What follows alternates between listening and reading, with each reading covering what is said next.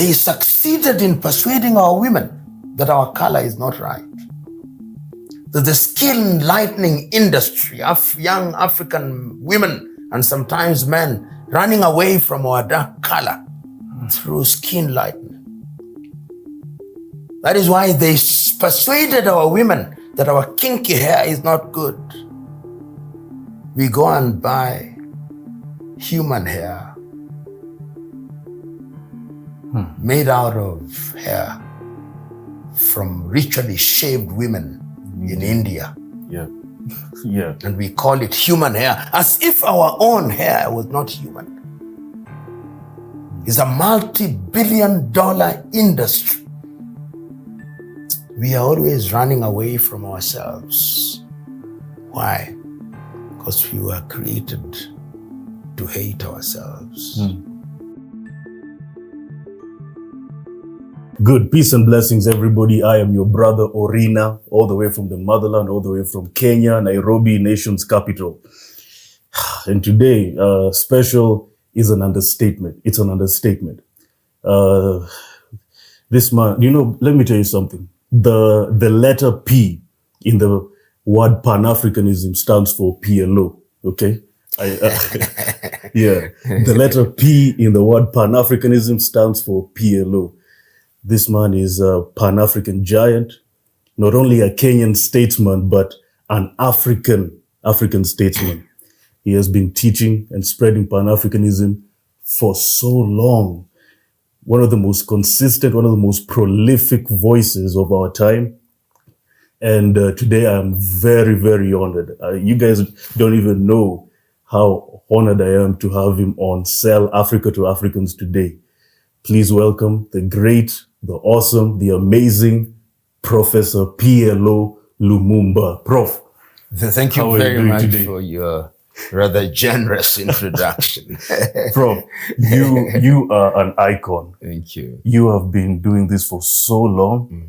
And, it's good to give people flowers when they're still alive. And when you're still alive, Prof, I'll give you your flowers. Thank you. I'll give you your flowers. You have been doing a very, very, very vital work for so long. And I think where we can start, Prof, is how are you? I'm very fine, by God's grace. I'm fine. I'm healthy. You're healthy. Yeah. That's good. Yeah. That's good. So, Prof, as I was coming here, when I was in the car, I was asking myself one thing. You've been doing this for so long. Consistency is key, but it's also hard sometimes. How have you been able to be consistent in your messaging for so long? One of the most important things is when you have genuine conviction about things, the storms may come, the naysayers may come, the critics may come. But as the saying goes, the truth remains unchanged. Somebody famously said that lies take the elevator, the truth takes the stairs, but it remains alive and well. And I think that is what has kept us alive. First of all, to appreciate what you are talking about and to learn from those who came before you. And in this regard, we have made sure that we understand the history of Pan-Africanism. Yes, yes. When I listen to many people talk about Pan-Africanism, I get the feeling that they do not know what they are talking about. There is a lot of romanticization of Pan-Africanism. But when you go back to the early days of Pan-Africanism with people like Sylvester Williams of Trinidad and Tobago, yes. You go back to W.E.B. Du Bois, you go back to John Henry Clark, you go back to Marcus Garvey, you go back to Kwame Nkrumah, you go back to Amilcar Cabral, to Sekou Touré, to Nyerere. Then you begin to understand that Pan-Africanism was never meant to be fossilized and to be romanticized. It had its phases. In the days of slavery, you could understand what Sylvester Williams was saying in Trinidad and Tobago. What Garvey was saying in Jamaica and for the black people with the Lone Star. when the most iconic of the Pan-African conferences takes place in 1945 in Manchester. It is the period when African countries are under colonial yoke, except at that time, Liberia, Ethiopia, and Egypt. And all Africans are struggling to regain independence. So Pan-Africanism acquires a new enthusiasm, the desire to be free. When the leaders of Africa, the 32 of them, meet in Addis Ababa, Ethiopia, in the month of May 1963, the calling is different. And the most passionate voice is, of course, Nkrumah. He can already foresee that if Africans don't unite, the Berlin spirit, which was still alive, and I dare say is alive today, which is divide and conquer and dominate, will prevail. Indeed, much later, not much later, but a few years later, when he talks about neocolonialism, the last stage of imperialism, you can already see him thinking like that in 1963 when he tells Africans, we must unite. We must have one army. We must have one currency. We must have one foreign policy. Of course, it doesn't work as well as they thought it would. The Africa is already divided at that time into the Casablanca group and the Monrovia group. So that the OAU is a compromise, a hybrid. Let us have something. Let us not leave empty-handed. So today, when we continue to speak Pan-Africanism, we are talking about the need for total liberation. And that total liberation must be political, it must be economic, it must be spiritual, it must be linguistic, it must encompass the totality of the African being. And it is not going to be easy. It is not for the faint-hearted. It's not. It must not be lip deep. It must not be mouth deep.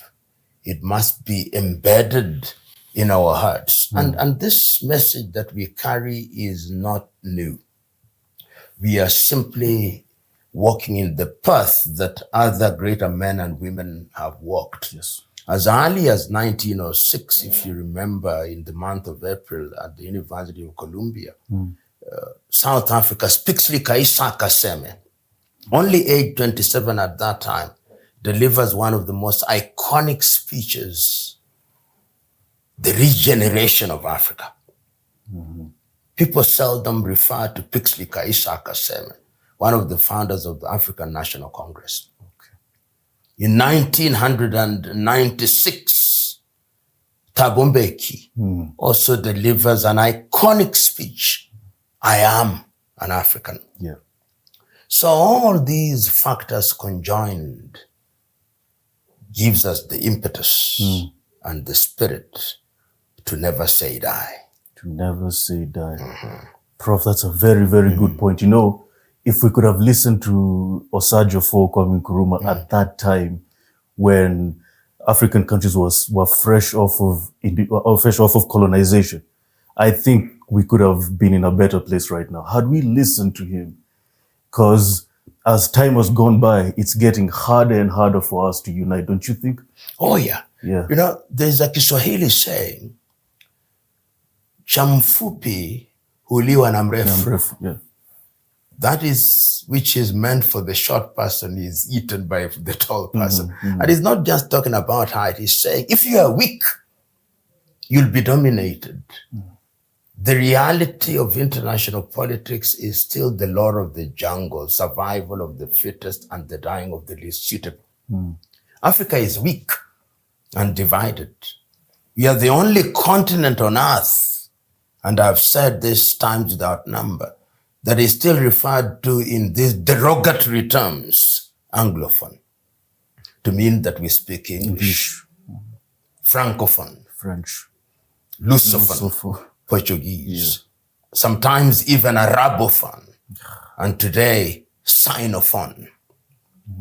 And I hear, therefore, when people like Ngugi wa Thiong'o says decolonization of the mind and even the use of Kiswahili as the lingua franca of Africa, I can hear the frustration.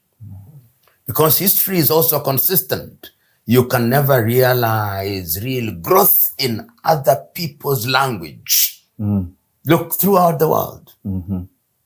People develop and realize their potential in their language. The Chinese, the Arabs, the Indians, the Russians, little Norwegians, Swedes, Danes, Spanish. We are the only continent in the world where our so-called leaders go to a public rally, save for Tanzania, and the language that they use is another tongue. Even here we are using that tongue because we want to communicate to the bulk of them. Otherwise, you would be interviewing me in Kiswahili. So it is true that it's not going to be easy.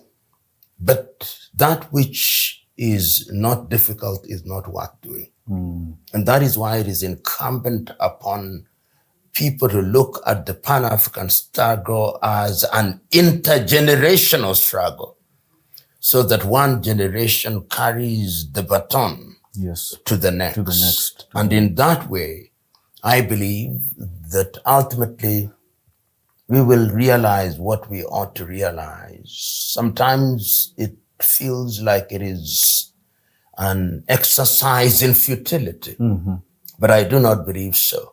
To the extent that you see young men and women across the continent of Africa and in the diaspora speaking this language, to the extent that you yourself has undertaken the task of giving the oxygen of publicity to voices of reason, that tells you that there is hope. There is hope. And that hope is what we must hang on without being prisoners of the hope. That is how we should look at it.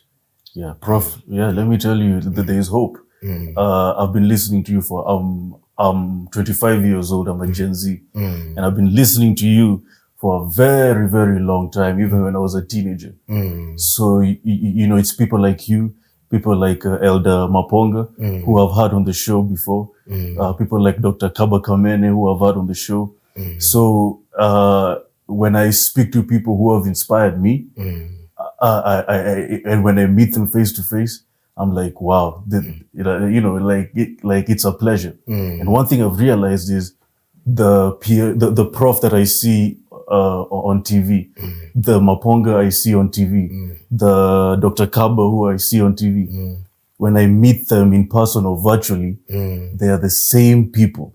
And it just shows you that this isn't theatrics. This is real. This is real. Prof, you know, one thing that I think maybe few people, or probably no one has ever asked you, is what was the moment that you fell in love with Pan-Africanism? Because for me, it was, I told you the first time we met, it was my history teacher who was really, really passionate about Marcus Garvey, W.E.B. Du Bois, and Booker T. Washington. And he really went deep when he really didn't have to, because it wasn't an important topic in the Kenyan syllabus, but he took his time. That's when I fell in love, when I was 18 years old in Form 4.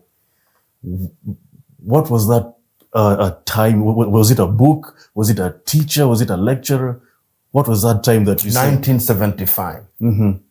As a young Form 1 student, that is when I got to read the speeches that were delivered by the 32 leaders in Addis Ababa in 1963. Wow. That is many years ago. You are not born, of course, at that time. I wasn't even... And I was in Form 1 myself. Wow. And I started getting to know about these individuals and reading about them, reading the history of colonization. And I, of course, then interacted with the writings, not only of Nkrumah, the writings of Nyerere, the writings of Marcus Garvey. And the journey has remained alive and well throughout the ages, so that even when I'm studying history, one of the areas that I love most was the history of African national movements. And And of course, when I joined the university, I started getting in touch with some of these iconic individuals who were then alive, like Mwalimu Nyerere, Samora, John Garang Di Mabior. And that, of course, energized my activities in that regard, so that they were no longer just people I read in books. People I met. And that really has been the journey. So I had the advantage of serving as an intern at Mwalimu's Foundation in Dar es Salaam, working with John Garang Di Mabior. These are rare opportunities. So that is why it is incumbent upon us to also energize another generation. And consistency is very critical. One of the things that makes me very unhappy today in Africa is that we have a bunch of politicians, and I use the word bunch very deliberately, who say with their mouths what they do not believe in their hearts. You look at the way they conduct affairs. I listen to some of them when they are at international fora, whether it's at the AU, whether it's at the UN. They have these speeches which are written for them, where they quote all manner of things, but they don't believe it. Yes.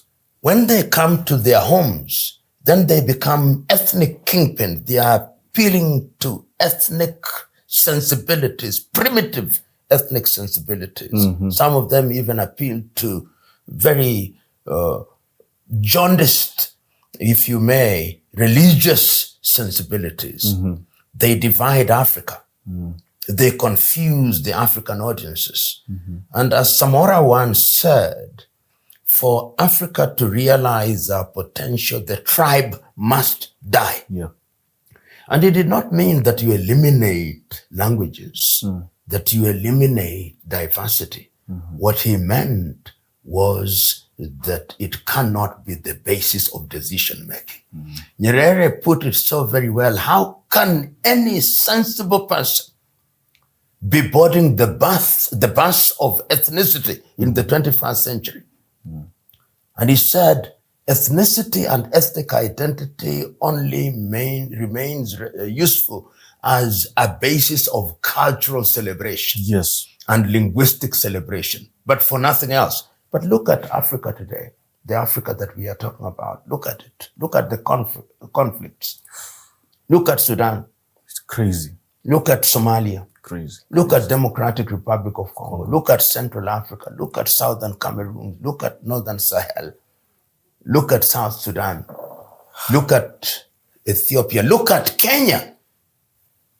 When we found political parties, it is on the basis of ethnic identity. We may have manifestos which are well written by European experts, but we don't believe in them. And I give these examples in order to demonstrate that when we talk about Pan-Africanism, we must rethink it.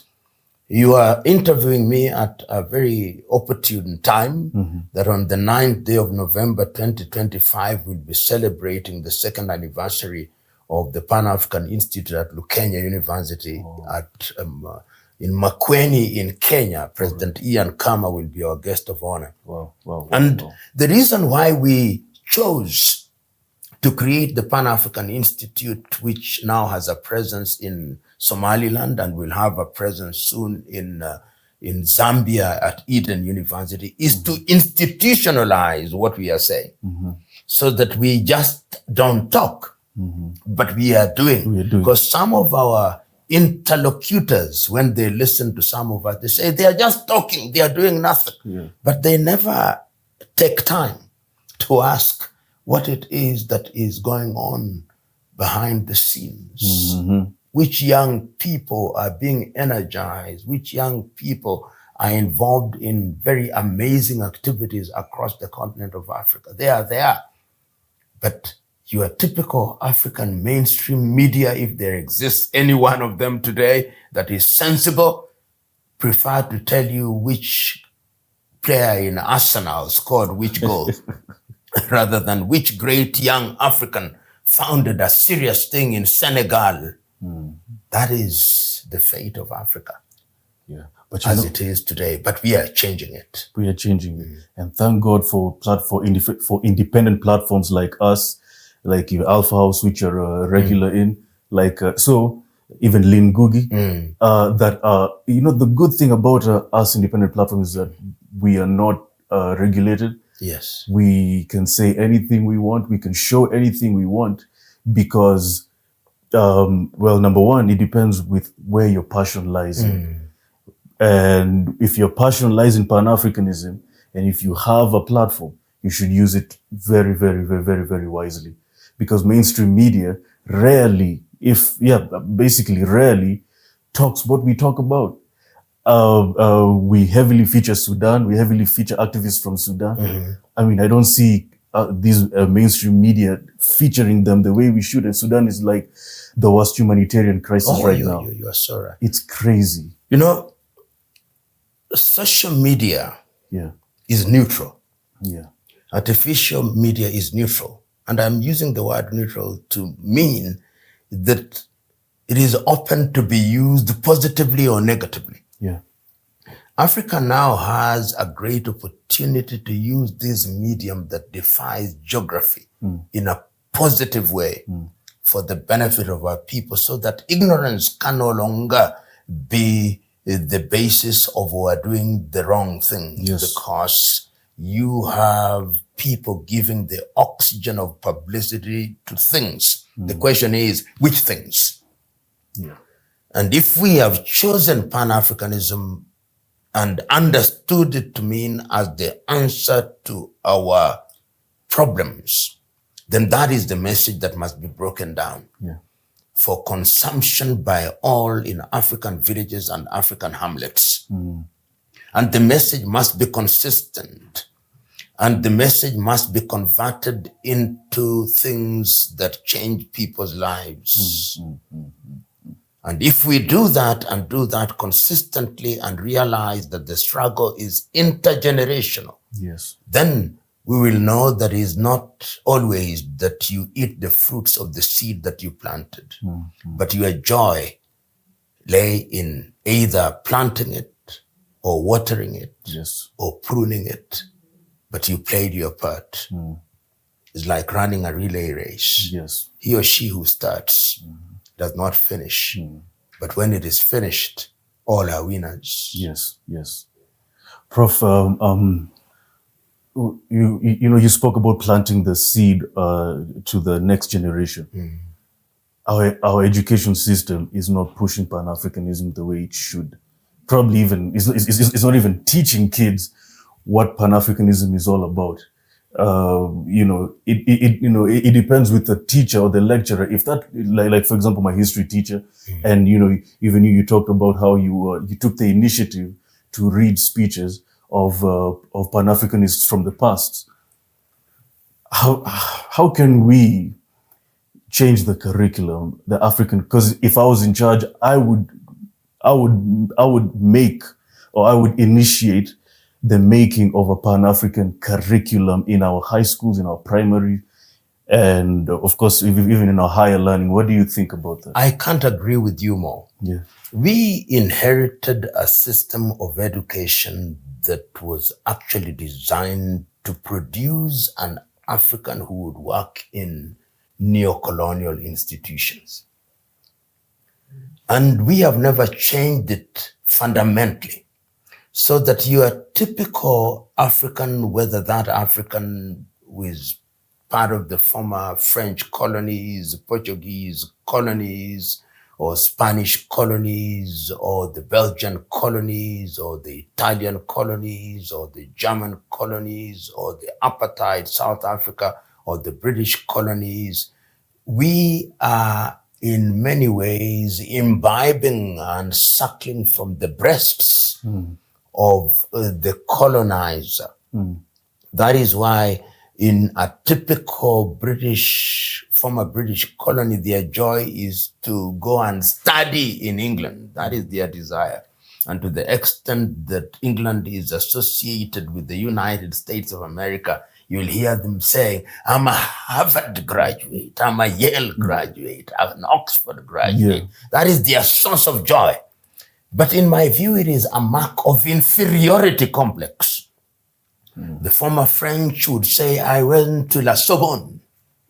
The former Portuguese will say, I went to Lisbon. The others will say, I went to Brussels. And you may have gone there. You are an engineer. But when you come back home, it is Chinese diploma holders who are building your roads. So what is the value of your education? So I must agree with you. And in 1933, an African American who was an educator looked at the type of education that was being offered to African Americans, then called Negroes, Carter G. Woodson, and he wrote a book called Miseducation of the Negro. Yes. We are thoroughly miseducated. Wow. And that miseducation is part of the problem that we have in most of Africa. If you look at many African middle class today, their struggle is to take their children to British schools, international schools, because they don't even have faith in the education system that were created by African governments. So if I'm to borrow this from Malcolm X, yes, we are still truly divided into the house Negro and to the field Negro. Yes. And because of the nature of our education, most of us are house Negroes. We want to do what the master says, what will please the master. Yes. We are laboring under inferiority complex. Yeah. And the time is for us, if you may, using the Malcolmian analogy, to be field Negroes, so that we are liberating our minds. And education is at the very heart of it. If you don't educate yourself well, because the mind is the standard of the man or the woman. If the mind has been coached in a particular way and has been prepared in a particular way, you can predict the results that will come out of it. And history is consistent. And nature is consistent. Garbage in, garbage out. Garbage out. But you look at some of the individuals who are running our education sectors in many African countries. When lecturers are on strike, nobody cares. When teachers are on strike, nobody cares. Because education is not given its pride of place. Curriculum change and what kind of curriculum is critical. Whether it is in the sciences or in the arts, and you asked a very specific question, should we make Pan-African studies mandatory? Yes, we must make it mandatory. You go to the Arab world. Why do they make Islamic studies mandatory? Because that is what defines Arabism. What defines an African scholar? His or her ability to speak French well, his or her ability to speak Portuguese well, English, his or her ability to speak English well, and today, his or her ability to speak Chinese well, so that if you speak Yoruba well, or Gikoyo, or Shona, or Zulu, people wonder, how did you go to school? Yeah. We must, in the nature of things, liberate ourselves from such thoughts. Look at the Afrikaners who dominated South Africans. At a critical time when they wanted to ensure total domination, they wanted to make every African speak Afrikaans. Language. Yes. Even after 1994, when the apartheid regime collapsed, Yes. there are still areas and schools which are dedicated Afrikaans speaking and teaching. Why? Because they know that ultimately who you are and understanding who you are defines what you do. If you don't respect and know yourself, you will be dominated. Mm-hmm. And Africa, unfortunately, is still dominated because she is divided, and many of her sons and daughters do not know themselves and do not respect themselves and do not understand themselves. And the time is now for us to discover who we are. Yeah. To appreciate who we are. That is why, you see, they succeeded in persuading our women that our color is not right. That the skin lightening industry of young African women and sometimes men running away from our dark color through skin lightening. That is why they persuaded our women that our kinky hair is not good.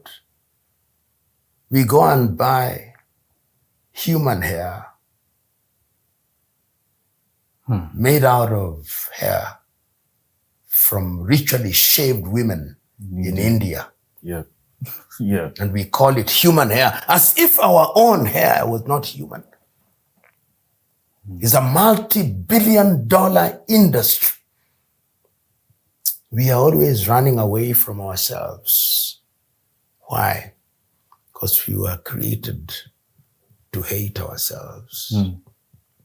The time is now. Yeah, the time is now. To change and appreciate who we are. Yeah. And if we do so, even our Creator will begin to deal with us differently.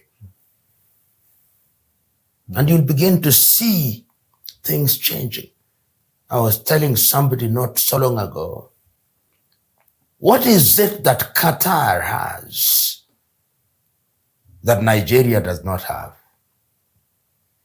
In fact, Nigeria has more, Kenya has more, Ghana has more. But look at little Qatar. Look at their economy and the quality of life of their peoples compared to any African country, worlds apart. If you are to use the GDP per capita, the GDP per capita of Qatar is 115,000 United States dollars. That of the best African country is not more than 5,000, and it's so badly distributed anyway. Yeah. You go to Qatar, you find Africans. They are Kenyans, they are Nigerians, they are Ugandans, they are the same with Kuwait, the same with Bahrain, the same with Dubai. Young Africans are running away from the continent of Africa. Still the question of why is it that young Africans are running away from the mother continent while others are coming to the mother continent? What do they see that we don't see? It is because we lost faith in who we are. We lost faith in who we are. And the time is now to regain our identity. And when we regain our identity, the world will begin to respect us. I was telling somebody not so long ago, during the UN General Assembly in the year 2025, the President of the United States was insulting everybody and the hall was full. But when Africans are delivering their speeches, even fellow Africans are busy shopping in the streets of New York. Why? Because we are weak. Lack of respect. And we don't respect each other. That is the tragedy. But beyond lamentation, we must now roll up our sleeves and begin to do that which is good and right. And that which is good and right starts with self-identity, and then beginning to do things village by village, village by village. Mwalimu Nyerere put it so very well in 1967. I think that is after the Arusha Declaration. He said, let the Americans go to the moon. Let us supply water in the villages. That is our priority. I like that. Yes. I like that. And that is the way it is.